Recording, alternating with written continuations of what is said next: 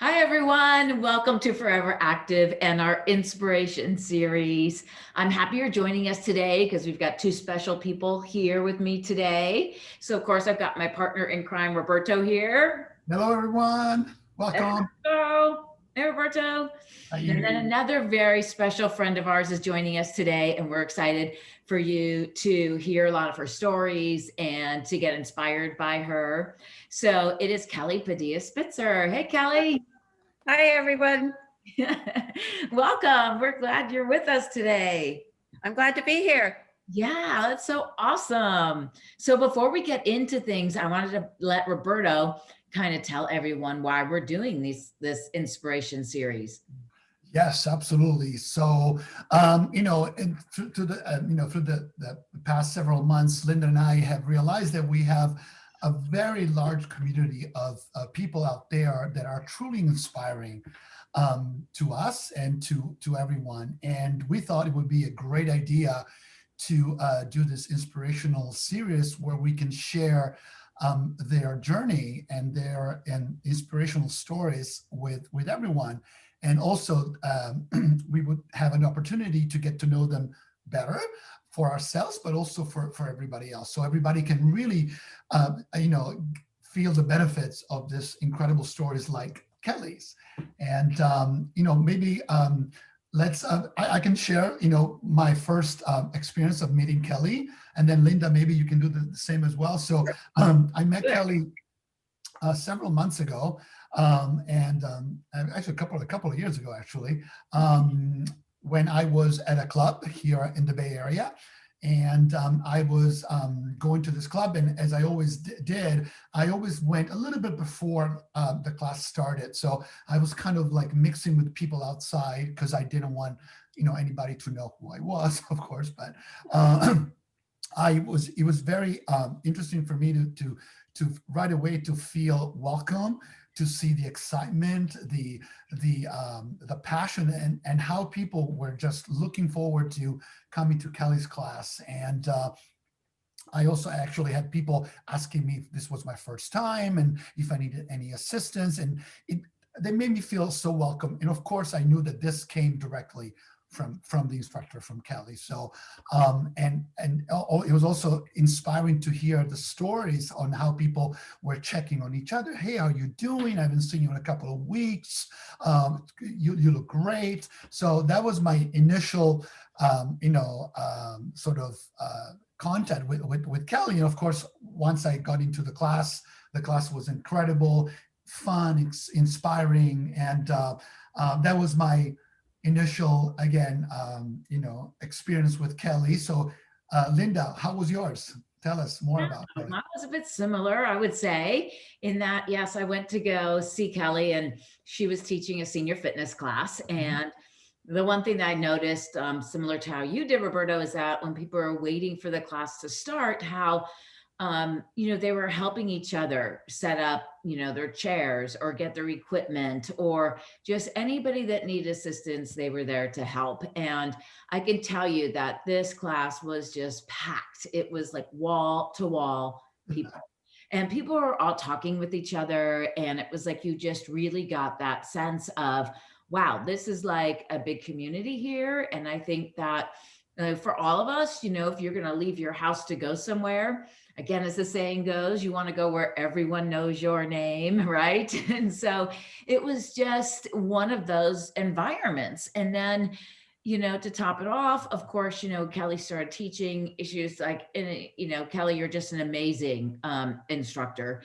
And, with all the people that were in there, the way that she was able to really work the room and make everybody feel comfortable, like regardless of where they were at or regardless of what limitations maybe they had, or she just made sure that everyone really got out of the class and their time there and that experience, they got out of it what they really wanted to. And that is really incredible. It was really incredible to see in action. And I know I've said it before, but it definitely is one of those things that I will really always remember. It was really how you orchestrated that whole thing. because, you know, a lot of times you go into other classes and you don't get that same environment where people are just sitting there, they're not even looking at each other. And this was completely opposite to that and really warm and really welcoming. So we want to give you a really good warm welcome today. So welcome, Kelly. We're glad you're here. Yes, absolutely. And so Kelly, actually, maybe you can, share with everyone, what formats do you teach? What are, the type of classes that you teach? I taught senior fitness. I've taught aqua. I taught aqua for 9 years, took a little sabbatical and taught for a few more years. Then yoga, Pilates, strength training, high-low, Wow. cycle, a kickboxing circuit. You did it all. I was replacing a career with a career. I just didn't realize my body couldn't do it for 8 hours a day. I completely understand that. Well, so actually with that, now that leads me into a question that I've been dying to ask you. And I know that a lot of our, viewer out there are also interested in to get inspired. What, how did you start your personal fitness journey, and then also your instructor journey? But specifically, I guess just for yourself, what started you, to for fitness? That was my parents. My parents made sure that we always were doing something, we're active. If I stood too long in my room reading or playing with my dolls, my mom would come out and get me out and say, go play outside. And my dad was very integral in it. He lifted weights, so he taught us how to lift weights. He had us run. He would cycle alongside of us as we would run. Wow. He taught me how to throw a spiral football. I played in the streets, flag football, kick the can, wiffle ball. As a youngster, I played the girls softball in a girls softball league. In high school, I was a gymnast. I was horrible at it, but I stuck it out for the year. So I was always very active. And then in my young adulthood, I started taking the aerobics classes that were all, there was that famous lady who started it all kind of thing. I would follow her. And then where I used to work, they had empty offices. And so I asked if I could use one and go down and work out. We had a shower in our office. So I would go and work out for lunch. And then pretty soon some of my coworkers would come down and say, hey, you want to teach me how to do this? And so it was kind of like that. Then that all ended. I got laid off. And I went in to take a class, and it was a high-low class, one of my favorites. I went and did a high kick, and earlier I had gone skiing and I fell to the floor, and I realized that I had an injury that was worse than I thought.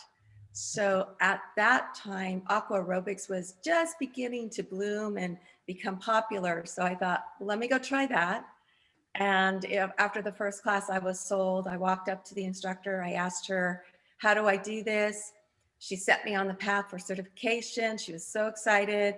She mentored me for the entire time that she was my supervisor. And we had a wonderful team. The other team members took me in and they mentored me. And so I started teaching all those classes. Within a year, I was in the studio and I just took off. and here you are. That's Here awesome. So it sounds like you had, as a young child, your parents were like your inspiration, which is wonderful. This is, one of the great benefits of having, people in your life that, teach you how to move, basically movement in general, like whether it was, you said, playing football or lifting weights or running, next to your dad in the bicycle and, and playing with your brothers and sisters and things like that. And then later on, some other people like instructors and members. That's a great story. Thanks for sharing that. You're welcome. Yes, it's a good story. I remember those days of kick the can in the streets and in the neighborhoods. I don't even know if anybody plays that game anymore. It's too bad they don't. I know, right? Yeah. And it's like, I remember too, I think, of course, times were definitely, as everybody says, very different, right? Back then. But it was like, like that. If it was, I mean, if it was nice outside, it was, you went out and don't come home until it's dinner time. Exactly. It was Right. like you just didn't come home, but it was one of those times too where the whole, like, we knew our whole neighborhood. We knew like blocks, like just everybody there. And so I think that it was, there's that saying that it's what is it that like oh, it takes a village to raise a child. Yeah. And it was definitely one of those things where it was like all the neighbors, we like knew all the kids, and I'm sure like the parents were always you looked after all of the children, it was just but it was fun, it was a good time. It was a good time. It was a really good time. Yeah, and I love that that you've mentioned and have like a number of people that have really kind of inspired you along the way, and then to see how you really have then paid it forward, by really inspiring a lot of people to stay fit and to stay healthy. So it's like, is there if you, what does really being fit and healthy and being active, like, what does that mean to you? To me, Mhm. being fit, it's not how you look, it's how you feel, and it's how you progress through your everyday life. If you can make it through your everyday life feeling wonderful the entire time, physically, mentally, emotionally, you're doing it. You're doing what you need to do. People often say to me, I have this goal and it has to be done in 2 months' time. And I'll just say, just, just come to class. Just come to class and we'll see what you feel like in 2 months. And usually the goal of what they wanted to look like disappears and it's how they felt. And Right. to me, that's a great payoff. That was a great payoff when people would say that to me, that they felt better, that they could do things that they hadn't done in a long, long time. Um, you know, that to me is everything. Right. Yeah, I love that. That's kind of reminds me of a of a something that this wonderful author said, Maya Angelou, that said that it's you're gonna you're gonna remember how people made you feel rather than what you said. So this is perfect. It's thank Yeah, you for yeah. sharing that. Um, on that note, I wanted to ask you this question. You kind of answered a little bit, but maybe we can get a little bit more into it. Um, how does being active makes your life better? How does that enhances your life My personally? life, Yeah. my life. How does it make my life better? Oh, just being able to do things like I was saying, do things that I've never, oh, well, not that I never did, but I'm 61 years old, and there are some things that 61-year-olds can't do. I may not do that high kick as high as I used It's to, but high, I right? can do kick. You can still And high kick. Yes. but yeah, no, I mean, I can still teach a strength training class and a cycle class, and um, I can hike up a hill. I can feel good after I hike up that hill. I can climb a ladder and clean the top of my ceiling fans, Oh and yeah, back yeah. down. Those are the things that make me know that I'm on the right path Right. for me, for my body, for how I feel, feeling accomplished and able and independent, not having to Wow. rely on somebody else to do something for me. That's another big thing. Not losing my independence because of not being able to physically. So, Yes. That's great. yeah. Yeah. Yeah, I think that's a big one too, is just I always think like I just always want to remain independent as well. And I just don't ever really want to have to be a burden on anyone, So it's like the more that I can stay active and keep moving, the longer, then I can remain independent. So I think that's a really, really, really important part. Yeah. Yeah, Yeah. definitely. And thank you for, really underlining the importance, of being able to do things that we do, on a daily basis, whether it is cleaning those really shelf on top or the high, ceiling fan or climbing the ladder, it's for me, it's like I have nephew and nieces. I want to be able to play with them and not, feeling sore the next day and just kind of like, oh my God, I can't, play Frisbee with them because I don't, I can't do it. So completely relate to that. Thank Yeah. you. Yeah, absolutely. But it's like, it's tough to keep doing it every day. Yep. I think we all kind of fight a little bit of a battle. We kind of have this little mental battle kind of every single day that's like, it's like, wait and do it tomorrow. Take the day off, do it tomorrow, But so it's like, how do you really stay motivated to keep going? Well, I've always said it's like brushing your teeth. You have to brush your teeth in order to have good health, because your teeth lead to the bloodstream and, it affects your entire body.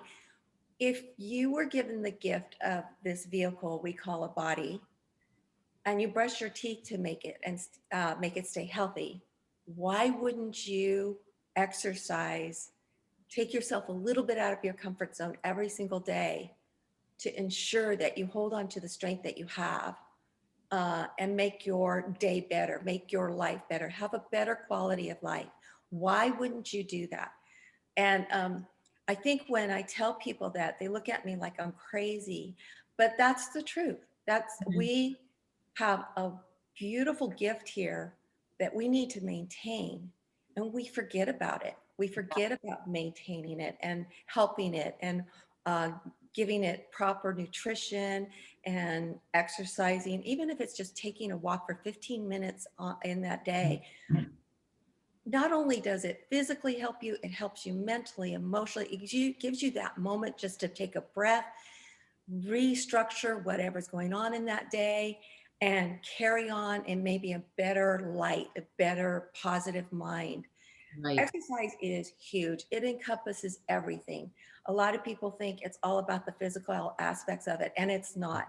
Once you can make the connection to mind, body, you got it. You will understand why it's so important for you to always do some kind of movement throughout your day.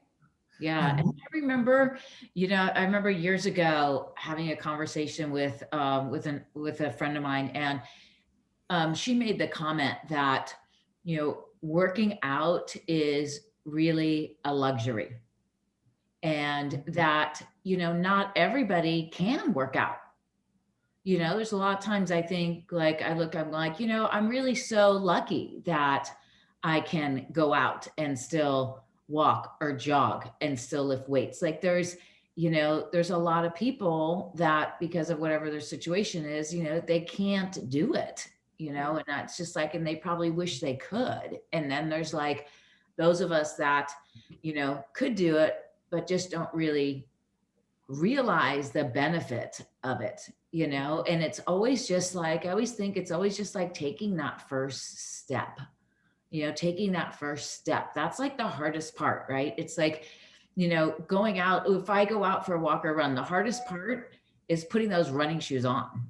Like once they're on, it's like, it's like getting out there is like, oh my gosh, this is awesome, Right.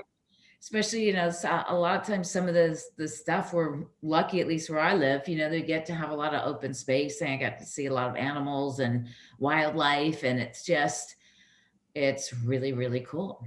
It is. I used to celebrate the fact that people just walked into the classroom door, into the classroom. You made it that far, you succeeded. Yeah. Yeah. You did it, Yeah. Well, on that note, actually, there's something that I could definitely use, because sometimes I kind of fall off that motivation wagon, and I need. It's all it's not just to just maybe start a fitness journey, but maybe just restart, because this happens. Like life happens, so sometimes whether because of an injury or maybe work or family, we have to take time off. So Kelly, what would you say to somebody that is starting or restarting their fitness journey? Maybe like 3 or 4 tips for them to kind of, follow and start or restart their fitness journey? Well, the first thing is entering that room or putting on those shoes. That's the very first thing, and celebrate the fact that you did it. Okay, that's number one. Number two, go slow. I mean, take yourself out of your comfort zone for 15 minutes, 20 minutes. Tomorrow, maybe increase that time. Um, don't go and do everything all at once. Don't go grab a 10-pound set of dumbbells and start running around your yard with it 100 times and then do 12 million push-ups, and then because the next day you're not going to be able to move and you're not going to want to get up and do it again. Okay. Quit being so hard on yourself. People are so hard on themselves. Create a goal that is actually doable, something that you can actually see the results. Eat an apple instead of a candy bar. You know? um, uh, just doing that one thing that for that short period of time in the day is going to make you feel so good, and celebrate the fact that you did it. That's the other thing, is that people don't celebrate the fact that they did something good for themselves. A lot of times people feel guilty, and a lot of times people sabotage people into not wanting to come and do what's for them. Um, so many times I've heard people say, oh, I can't do this because I have to do this and I have to do that. The other thing I would tell people is you cannot take care of somebody broken. Right. You cannot be broken to take care of somebody else. You have to be at your optimal best in order to help somebody else, physically, mentally, and emotionally. It doesn't matter how you're helping them. You have to be at your very best. And the only way you can do that is by taking time for yourself, exercising, eating right, meditating, stretching, doing whatever it is that can make you feel good and strong about yourself. You're on the right path. Yeah. And the other thing that I think is important too is when you talk about making a priority is to actually like look at, look at the next day and schedule it. When am I going to do this today?